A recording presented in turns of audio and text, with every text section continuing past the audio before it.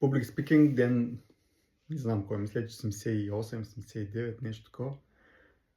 Днес искам да ви разкажа малко повече за моето действо.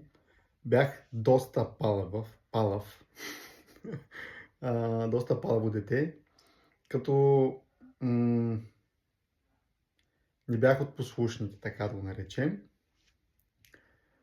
Баща ми имаше строг режим на моето гледане, т.е.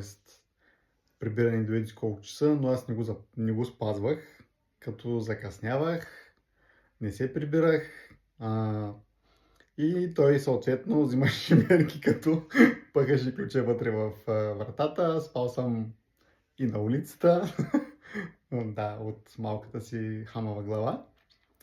И даже дори по-късно малко почнах да бягам от училище, не ходех, как ви кажа, доста проблемно дете бях като малък, до момента, в който не пораснах на около 26-27, почна да ми идва акъла, както го наричат повечето хора, и спрях да правя простотии.